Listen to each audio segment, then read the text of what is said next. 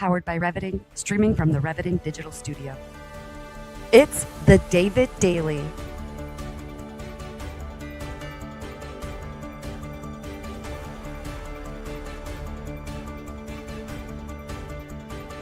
Exploring frontier technology, artificial intelligence, quantum innovation, and the intersection of faith, funding, and the future.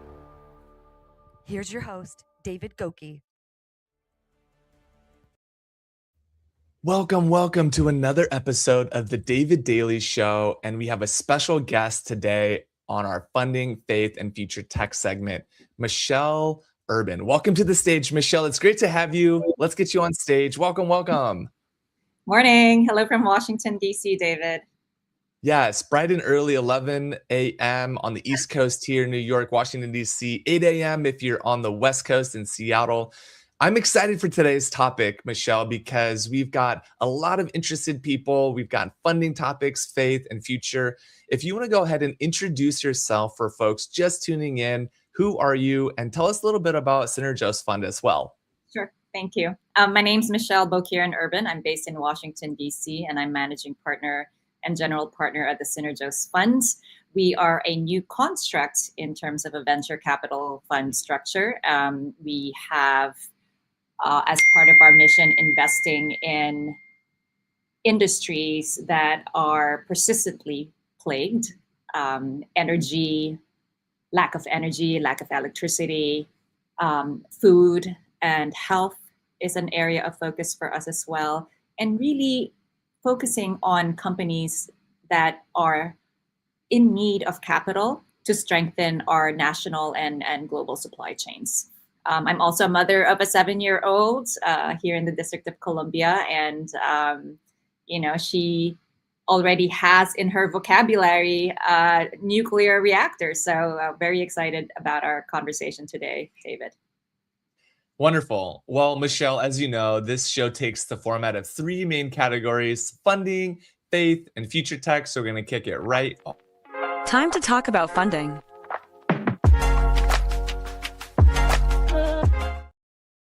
All right, funding is our first topic. You're the chief partner of a fund, and you're bridging the valley of death in deep tech.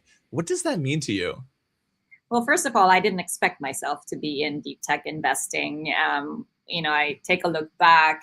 I grew up and spent quite a few years in Saudi Arabia. My father worked for Aramco. He was a chemical engineer, and I saw I grew up in an environment where I saw the infrastructure needs, right? I may not have truly understood it then, but I've come full circle almost 45 years hence. We haven't been able to truly support companies and industries that help our day-to-day lives, right? Agri-tech is an area, is an industry where the valley of death happens more often than it should, right? You would think that investors would flock into agri-tech investments because these innovations will, use less water. That's a sustainable investment, right? Scarcity of water is addressed. Grow plants faster and better, right? You have quality produce. We benefit as consumers. And more importantly, the farmers benefit. I think in our food supply chain, I think farmers are quite, I hate to use the word exploited, but honestly, they likely get the thinnest margins. But if they had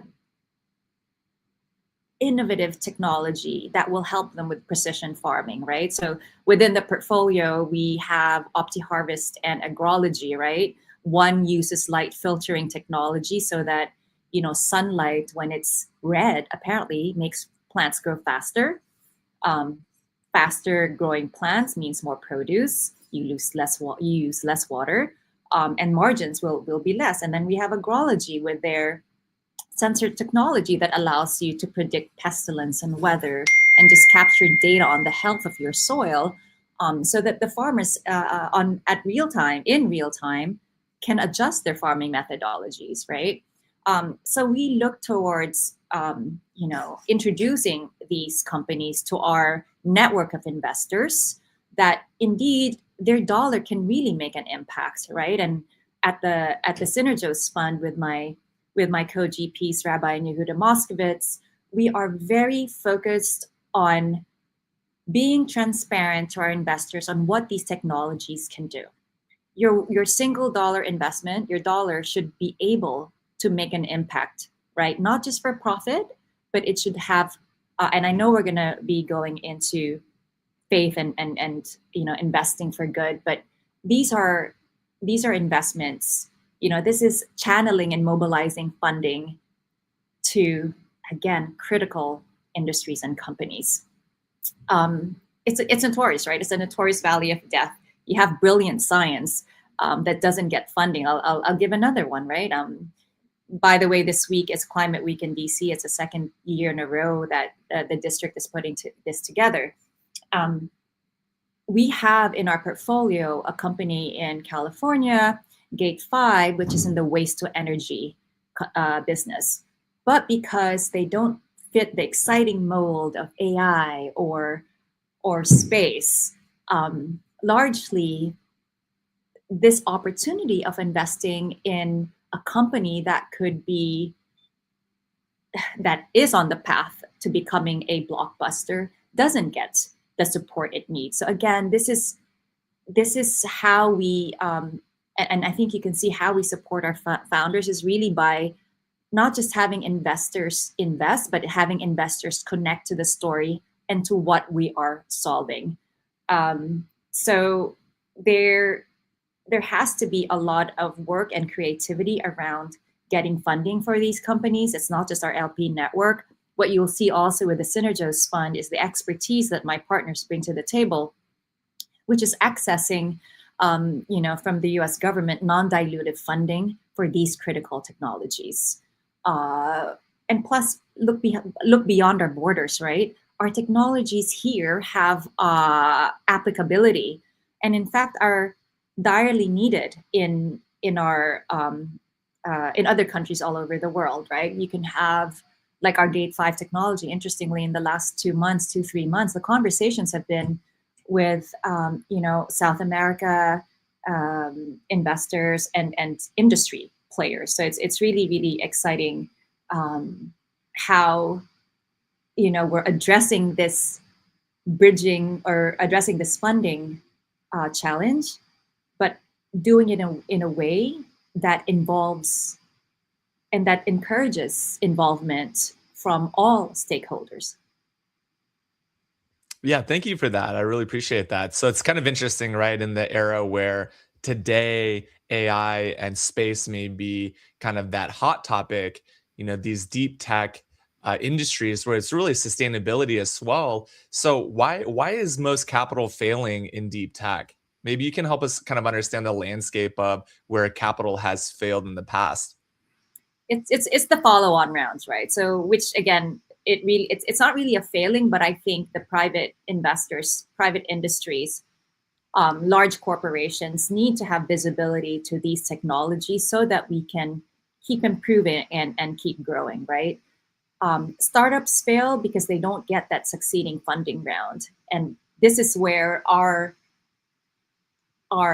investing structure, which is called the Continuum Fund, means that we will support our companies throughout their life cycle in as much as we can, right? Because that is the valley of death. You get the first 2-3 rounds of funding, and then the funding dries up.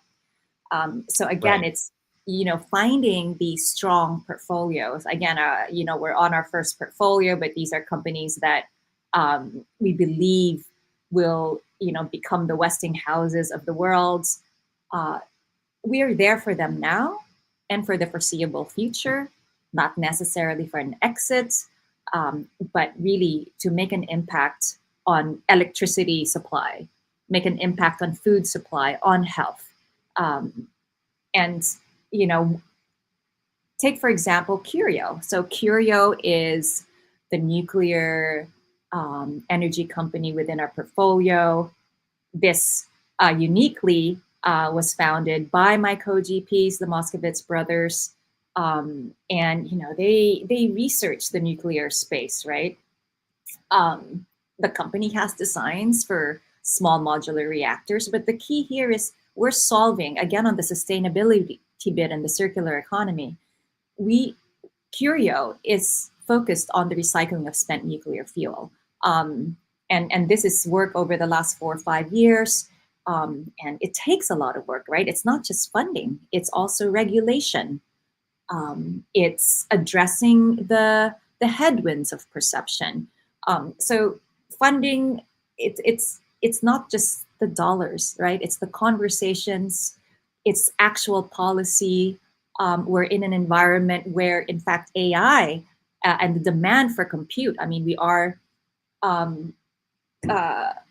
needing data centers to support this, right? But is there a better way to build data centers? Capture the extra heat. Again, this is, we don't function in a vacuum.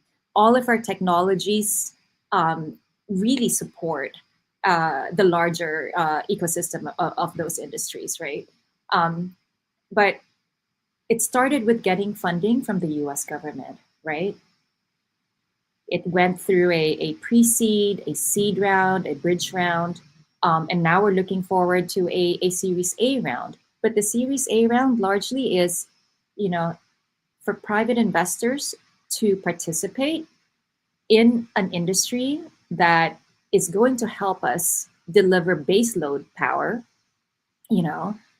clean as you can get, and as consistent as you can get, right?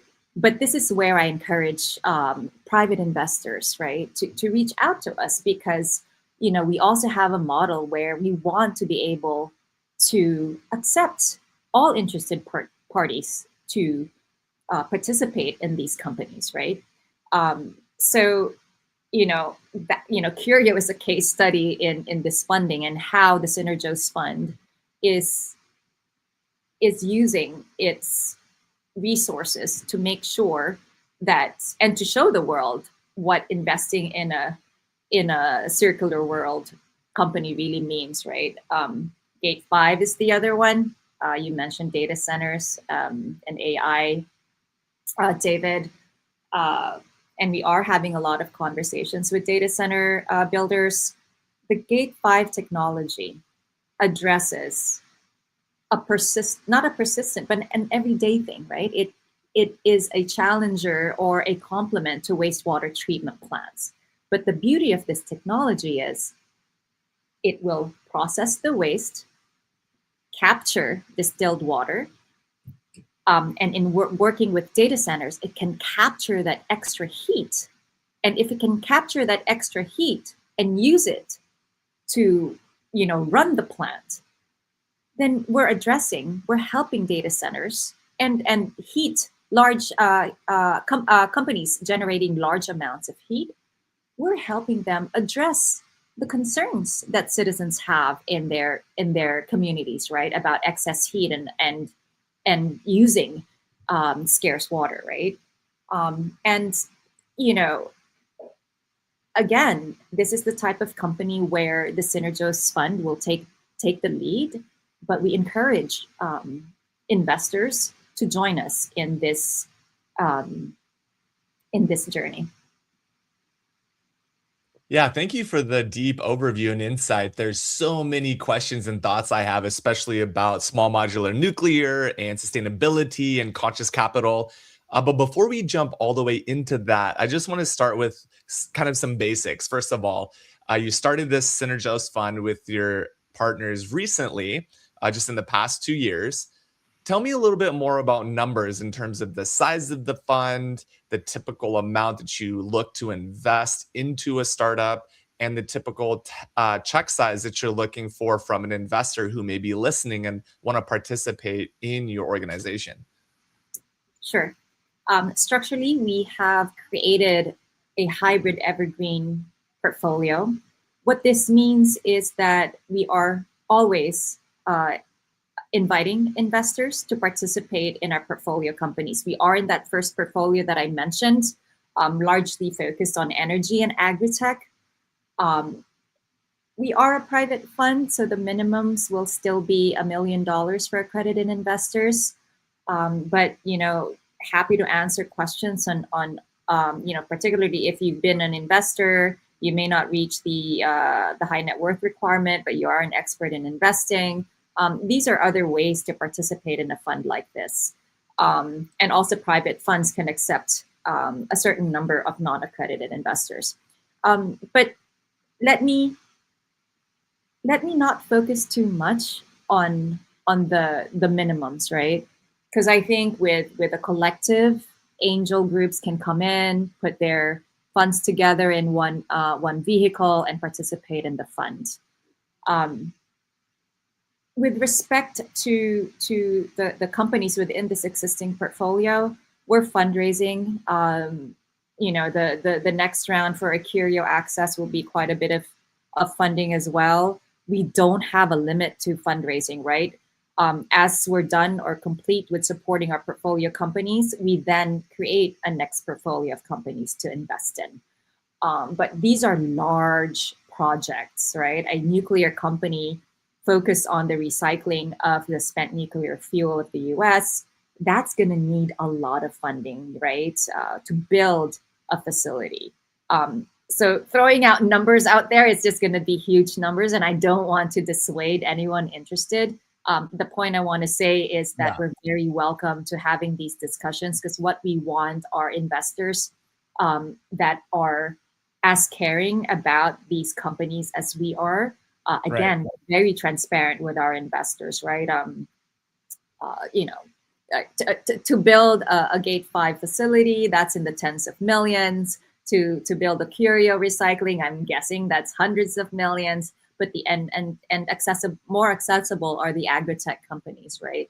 But again, these are areas that just have not gotten the attention, but where we think the opportunity and the instant tangibility of the impact can be felt. So yes, it is for high net worth accredited investors, but reach out to us. Let's have that conversations. The angel investors, if you have an angel group, that just makes accepting smaller investments easier.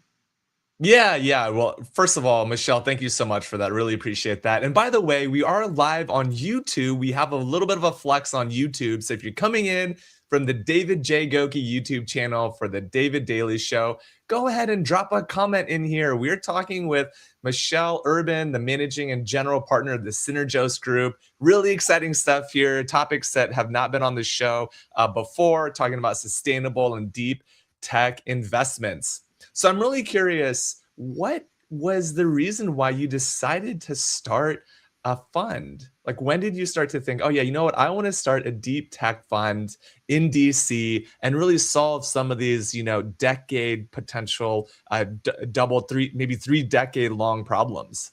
I'm very fascinated with wanting to understand, like, what was it, Michelle, in your mind or in your soul that was like, I have to do this, and I have to do this now in 2024. No, so this is going to become quite personal. I have to give the audience a heads up here. As mentioned earlier, great. This is a personal show. I mean, this is not AI. We're not bots. Like, this is live. Like, we're having a conversation here about like how to start a fund. I was 5-6 years old, and my father worked with the Philippine National Oil Company. And that became Petron in the Philippines. So I grew up beside a refinery. So my father was always in oil. And over time, we moved to Saudi. So I lived in Saudi Arabia. Like, literally, we were playing golf by carrying our own turf, right? I would follow my dad carrying his piece of turf over the sand so that he can tee off. But that's a fossil fuel. That's funny, actually. I don't know if people heard that, but like, for the golfers out there, like, imagine you have to carry your own piece of lawn. Well, that's a whole new level of golf. That was the 1980s, and in fact, Saudi Arabia has beautiful golf courses, is what I've heard today. But in the 80s, clearly my father had to carry it. I don't think you could pay people enough in Palm Springs to carry their own turf. Anyways, so there you are, 5'6", going on 7 years young, playing golf with your father in Saudi Arabia. And I didn't know what the carbon could do to our bodies, right? And we lived in that situation. And, 25, 30 years later, my father passed away quite young from pancreatic cancer. And all of that, as far as our family is concerned, is really tied to that exposure to the refineries, to the flares and the carbon dioxide. Serendipitously, I met the best friend of the CEO. The CEO of Curio is Ed McGuinness. I met his best friend of, many, many years, Eric Mejia. And he and I were talking about alternative investments and how to include alternative investments in portfolios. I come from the asset and wealth management world, and I'm a big advocate on financial inclusion, which is also why when it comes to investing in deep tech technology, I really want to get more investors aware and involved, right? So he introduced me to Ed, and then Ed told me all about this nuclear company. And yes, he talked about the reactors, and he talked about the overall ability to create a secure fuel source for our nuclear reactors here in the US by recycling our spent nuclear fuel. But the one thing that stayed with me was that as part of this recycling process, you capture cesium-131 and I think 137. And this has immense use for radiation therapy for cancer. So that was the only thing that stuck with me. And so with that, he introduced me to the founders of the company, Yeheskel and Yehuda, Rabbi and Yehuda Moskovitz, the brothers. And, that really started this journey. So my husband and I became an investor in Curio during the seed round, very happy investors. And it was really a meeting of minds with the brothers. They had already been investing for almost a decade through their Synergos family office, but they also had this realization that goes back to the key area that we've been talking about, which is this valley of death, right? So the brothers have, across their desks come all of these transformative, impactful companies, but the capital is the gap, right? So it wasn't really one thing, but it was a sequence of events and pretty fast in terms of how it all came together. It was a meeting of minds, and we created the Synergos Fund. And really, what a joy! We have investors, that are, that we've known for quite a while. We have newer investors just automatically align. I think we actually know when they sit with us. We can sense that alignment. Yes, it takes a while to expand the network, and really we invite again everyone to reach out to us. But yeah, it wasn't one thing about the fund, but really we're here to bridge that gap, and it is a unique structure. We invest across the cap structure so that more just as an example, there might be other investors that are heavily invested in early stage. So they'd be more willing to support early stage if there's a late stage play within the portfolio. So that's why we invest across the cap structure. There's a particular formula for that. But again, our effort for the fund is really to connect investors with critical companies that need funding.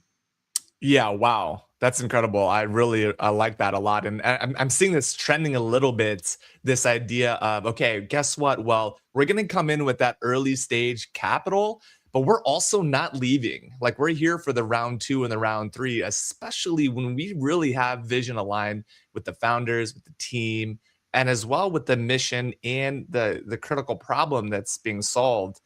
And what's interesting is, I think in 21, 22, not to be too economical here, but we saw, lots of funding being infused, maybe overinflated prices, and we saw this massive kind of capital dip. So now people are needing to recapitalize across those stages. So I'm curious, actually, with Curio, for example, you back companies like this, which is tackling nuclear waste. So, like, what did you see in that funding journey before others believed? There were a lot of signals for me, right? I'm Filipino American, and literally the year that I met Curio and the Synergos team, the Philippines signed a 123 agreement with the US to pursue and to learn how to build a nuclear energy industry. So in the Philippines, we spend 50 to 60% of median income in electricity.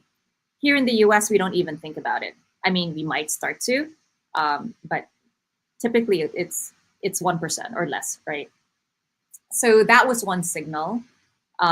Okay, so nuclear is clean baseload power, and with self-education and learning from the due diligence of Curio, as my husband and I pondered an investment, I learned that a lot of the headwinds of perception, Fukushima, 3 Mile Island, there's a lot of, I guess, information that is misinterpreted and was never corrected. So, going from fossil fuel to nuclear energy was a big jump for us, but we also knew that this is a way to help my country, the Philippines, to be less poor, right? If the Philippines doesn't accept, and I quote a gentleman in the energy and mining business in the Philippines, Chris. He doesn't know this, but I've been quoting him for 3 years now. He said to me, if the Philippines doesn't take or doesn't build a nuclear energy industry or capability, the Philippines will keep being poor for another 30 to 40 years. And that was a statement made from an entrepreneur almost 3 decades younger than me. So anyway, Wow. Yeah, the yeah, impact, the cultural impact. I mean, so I'm half Korean and half German, and many people who follow me know this. My late mother actually immigrated from South Korea. And so, yeah, I definitely have that kind of cultural desire and passion for my people. In addition to that, she also did pass from cancer. And so, because you have that deep cultural tie and connectivity to the parent of the opposite gender, you now yeah, have this like very deep like purpose and why in your life. And until people go through that grieving experience, until you really understand the cultural impact and the legacy that you want to carry on for your own self and your children and your children's children, I mean, that's giving you a really deep perspective on investing and doing what's right for a long term. And I really like that perspective because it gives you a base to connect with your team, right? It gives you a real why. So I want to like tap into that just a little bit as we lean into our second area of topic, which, as you folks know, we have funding and we have faith and we have future. So we're going to get right to that next section. Focusing on faith for a moment. Awesome. Welcome to the David Daly Show. We're here talking about conscious capitalism in investment decisions with Michelle Urben of Synergos Fund. Michelle, conscious capitalism, why do you choose that phrase and why is that important to you today? we are stewards of the world we live in, and we need to be conscious of how our capital is being used and how it is being deployed, right? Um, we have investors very much used and strong entrepreneurs, so they build their own businesses, but not everyone has that capability, right? So at the Synergos Fund, we take our fiduciary responsibility to our investors. And again, it's not just this, it's not just the capital, right? We're stewards of this capital so that we can progress as humanity, as a people. And, being stewards of capital is no easy job.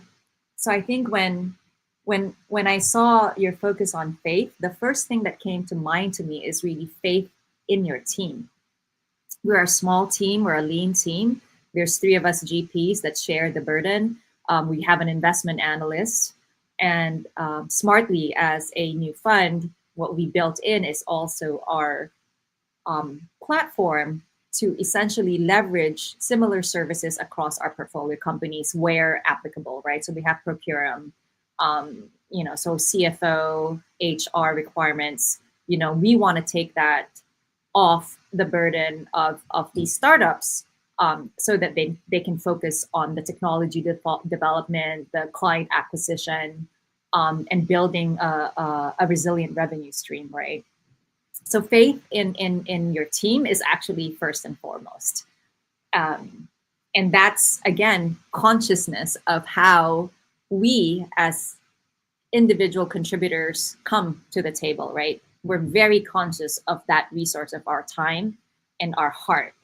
The second thing is, as a fund investing in portfolio companies, after a good diligence, everyone goes through their due diligence process. But I think as important as the technical is really faith in the founders. So this getting to know of the founders, we take so much time on that. We are never on the timing or the timeline of our founders, because we as a team have to be whole in our support for them.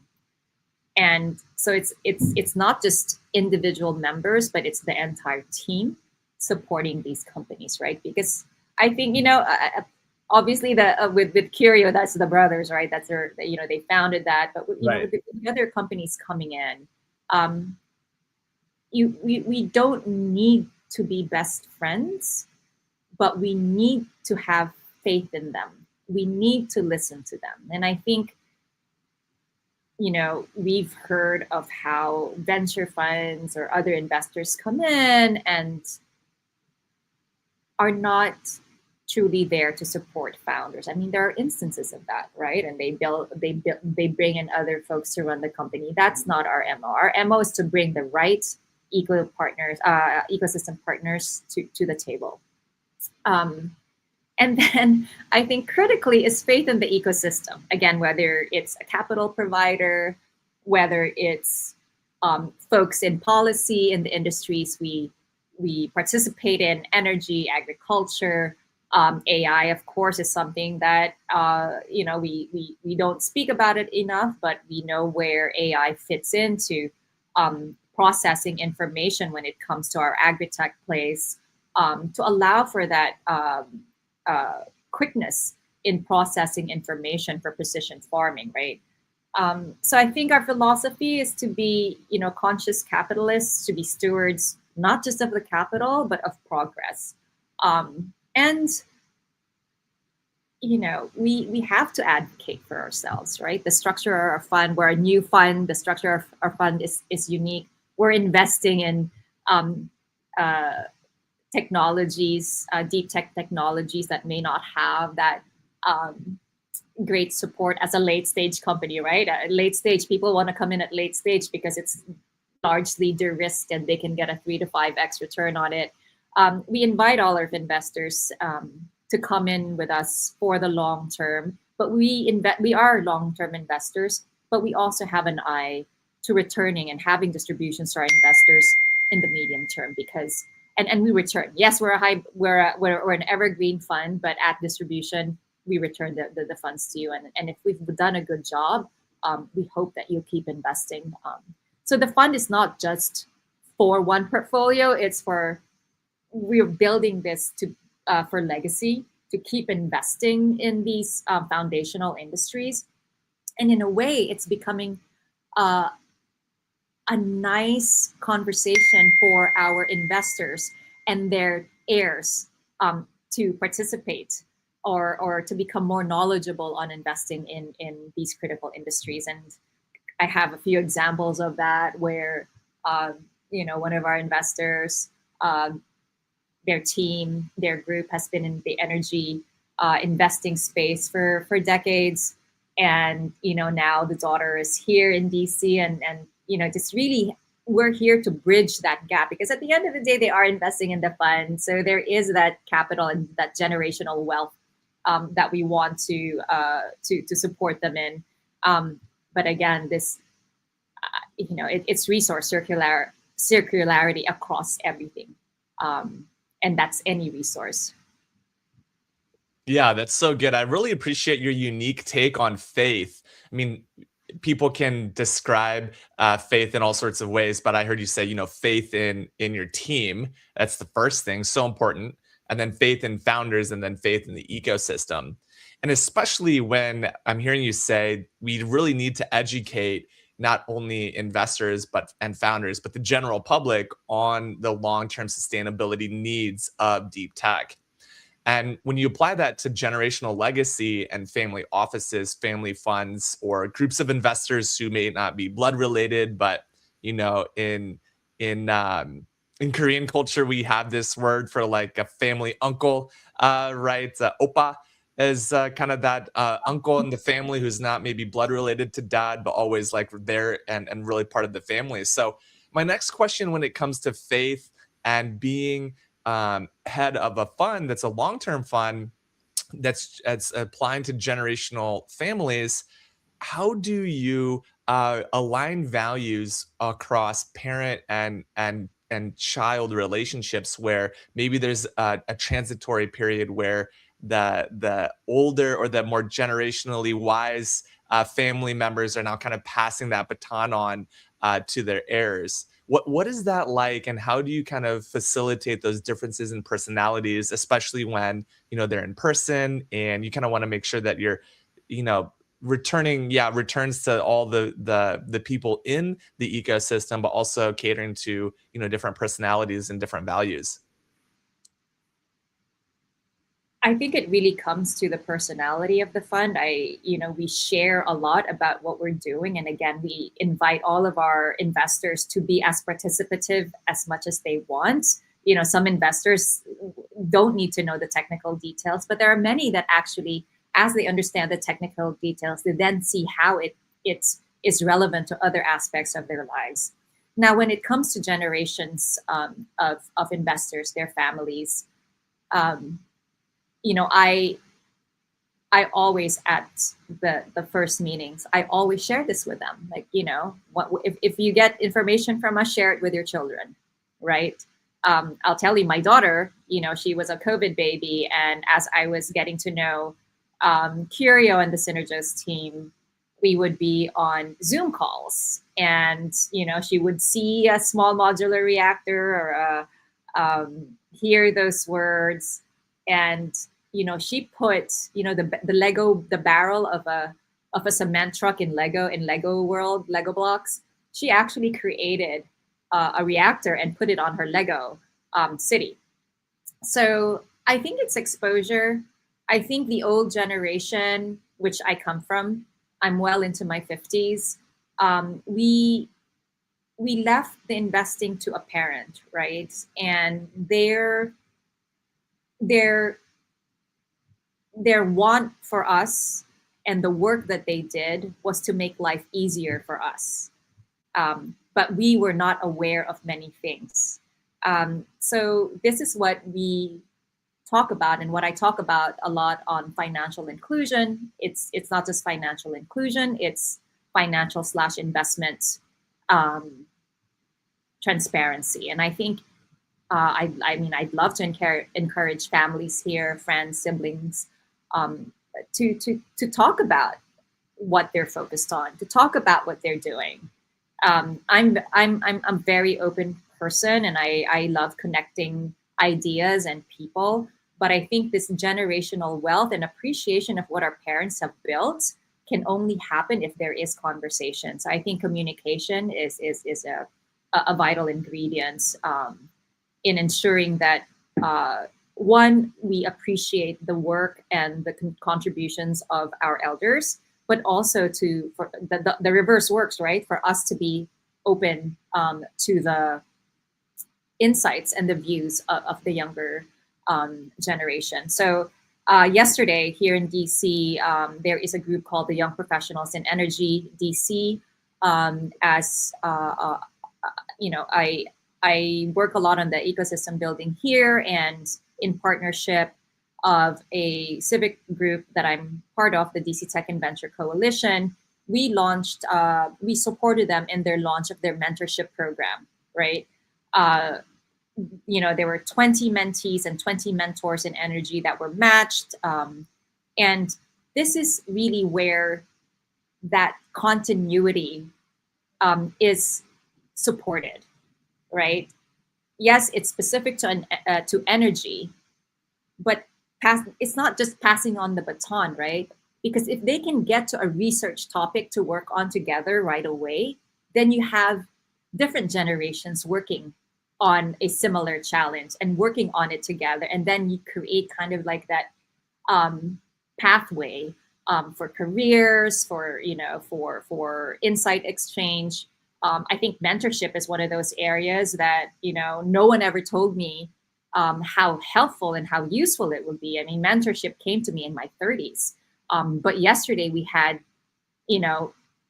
uh, individuals in their first 5 years of corporate experience getting insights from a 20-year DOE consulting and other companies, right? To be there as their resource, as their knowledge source. But again, this is reciprocal. It goes both ways, right? So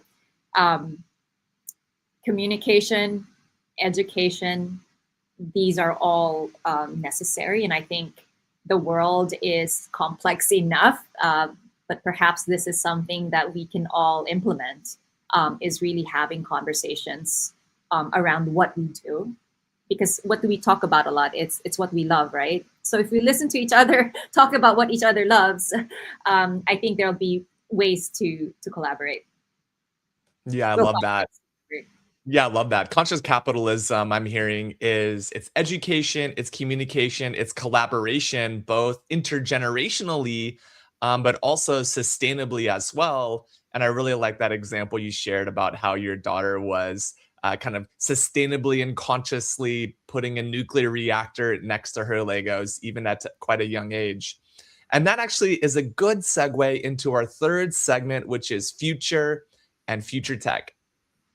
Let's talk about quantum and the future of technology.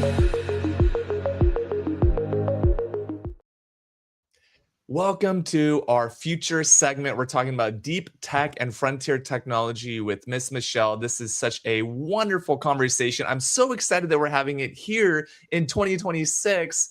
We're both young and half Asian. We have a cultural connection here as well, as we're very passionate about sustainability.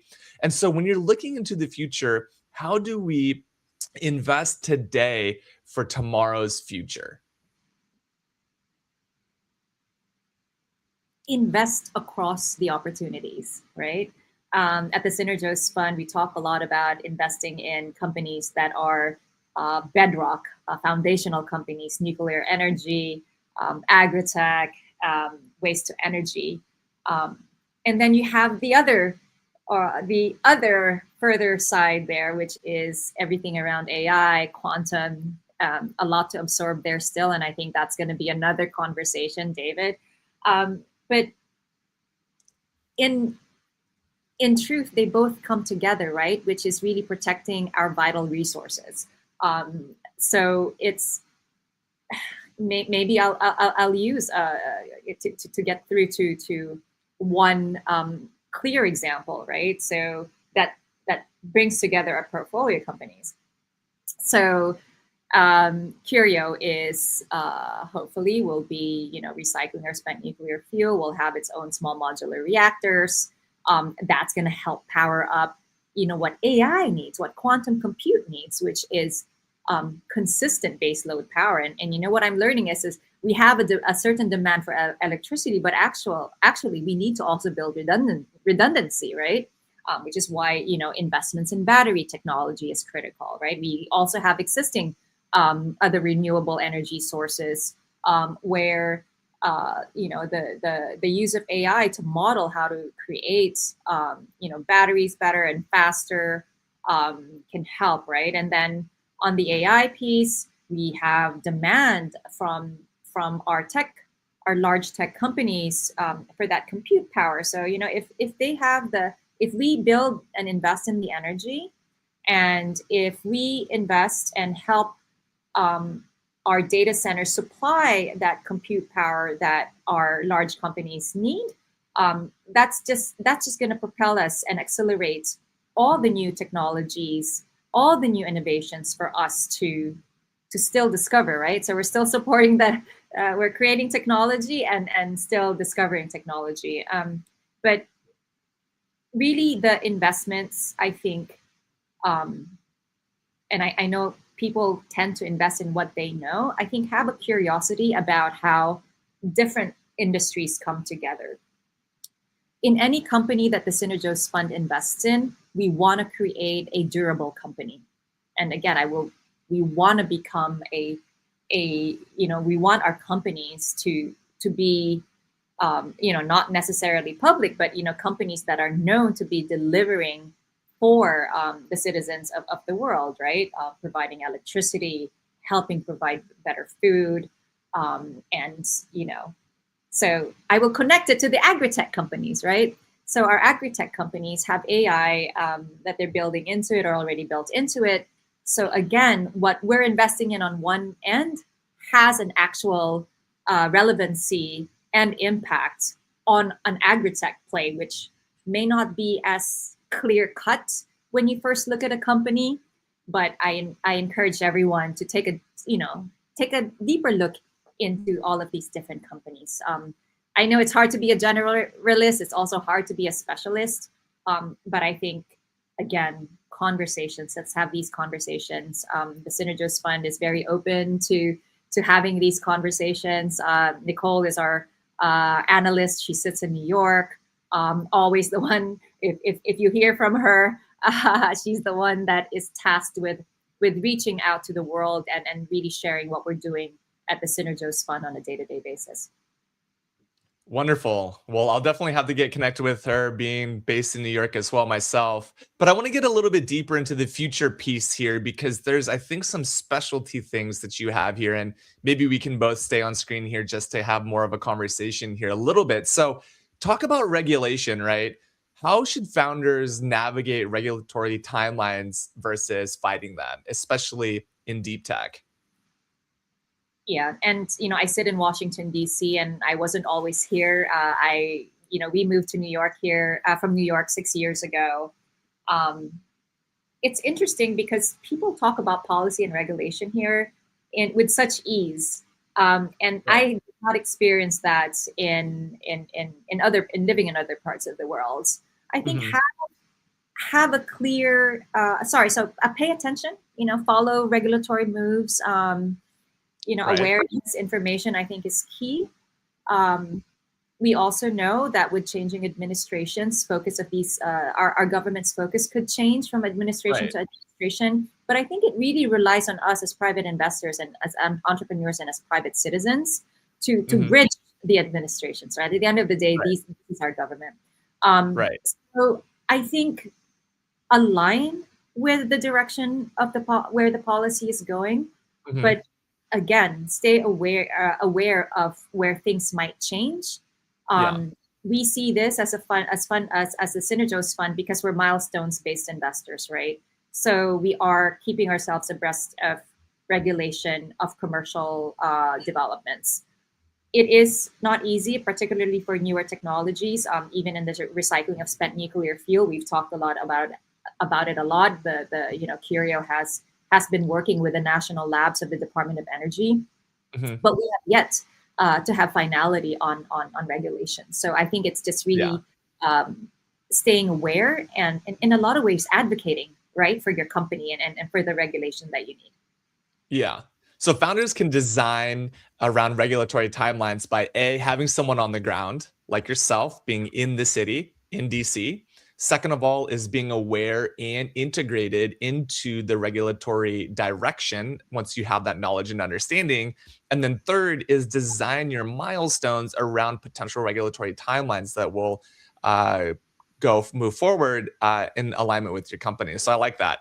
Okay, so question about supply chain. So supply chain bottlenecks happen all the time. Obviously, we see socioeconomical, global politics, all sorts of things associate with that. So maybe in just 30 seconds, where do supply chain bottlenecks break deployment with respect to materials, permitting, and or labor? For our agri-tech companies, the supply chain breakage really comes around components. Hmm. Accessibility to components to build their technology. But again, this is Hmm. part of the planning, the critical planning, and always having options. So Right. cost is a big thing that really kills startups. Mhm. CGS is a big part of that.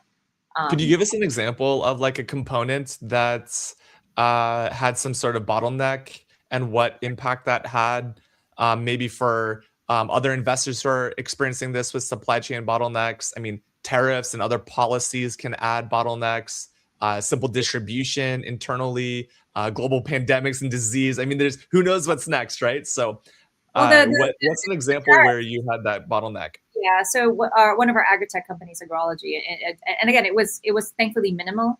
But this is during the Good. tariffs with Switzerland. They were sourcing a component of uh, the sensors from Switzerland. So that was kind of a little Mm, bit of a shift. But then again, being prepared to have other options to source, and having, I guess, better contracting terms, preparing for these types of potentialities. Not that we want it to happen all the time. I think is critical. And again, this is really giving your faith in the founders that they have addressed all possible yeah. scenarios, so that supply chain breakages will not be a very detrimental impact to their operations.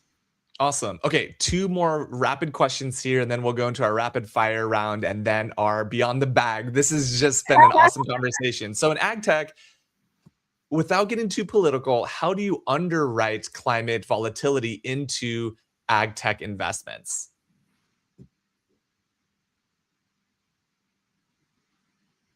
Without getting to, it's DC Climate Week, so I was going to answer with the carbon credits. I think focus on With carbon credits, nice. I think focus on what agri-tech companies can deliver to the end consumer, better products. I think we don't need to get too political on how these agri-tech companies can Make better products. No, that's a make. great answer. Just make better products. I love it. And what metrics do you feel like prove durability beyond a single growing season for sustainability and longevity for ag tech? Yeah, so contracts secured, for the long term, and just really Long-term happy contract. clients, right? At the end of the day, happy clients, the industry talking about you, and Yehuda says this all the time in agri-tech. It's word of mouth, right? So we're Yeah. thankful that our agri-tech plays are very well known in the industry by large players, wineries, and such. Awesome. Okay, well, that it wraps up our future segment. So thankful that we had such a good conversation. I mean, you can't cover all of nuclear and ag tech in 20 minutes or 15 minutes, but we certainly did our best. So here, what we're going to do now is a rapid fire round. I did not tell you about this on purpose. It's 3 stages, very quick. Just speak first what comes to mind. First stage will be very easy, more fast, instinctual. Second will be a little bit with a short answer, and then third will be maybe a little bit more of a perspective. Okay, are you ready? Hit me. All right, let's do it. Nuclear or solar? Nuclear. Hardware or software? We're in deep tech, hard tech, hardware, Long-term or quick returns? long term. Government support necessary? Yes, no? Yes, US leads deep tech. absolutely. Okay, awesome. All right, you didn't do too bad. That's great. I'm very confident. All right, round 2. One sector that you're most bullish on right now, Nuclear. and one sector that's overheated. SaaS, anything SaaS related. Where do most investors get deep tech wrong?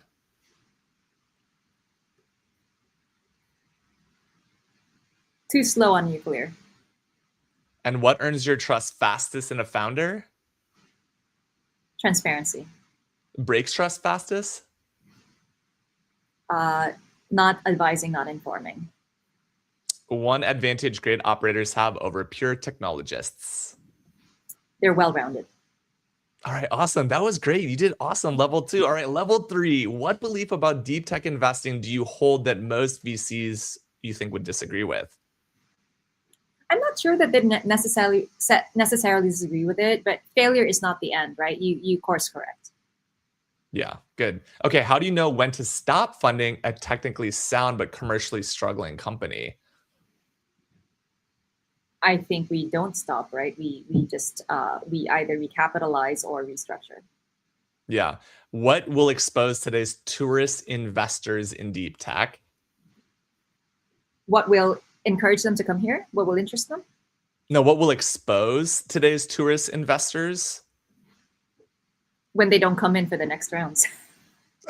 Fair enough. That's good. Yeah, exactly. And where do you see the biggest misalignment between capital timelines and reality? The need for a quick exit. That investors have been miseducated on the need for a quick exit for impactful companies. Right. And then final rapid fire round, level 3. What separates founders who survive the valley of death and those who do not? They work 24/7. 24/7. Figure it out. We could sleep when we die in that valley of death or get past it, right? Now I love it. All right. Final anchor segment, one of my favorites, Beyond the Bag. Let's talk about Beyond the bag, beyond the bag, beyond the bag. All right, Michelle, this is my personal favorite. I have no idea where you're going to pull out of your bag, but I've been traveling full time for the past 2 years and doing so with a 15-liter bag, so very small. So I'm always curious, what does a VC fund leader have in her bag? And she's looking right now. A moisturizer spray.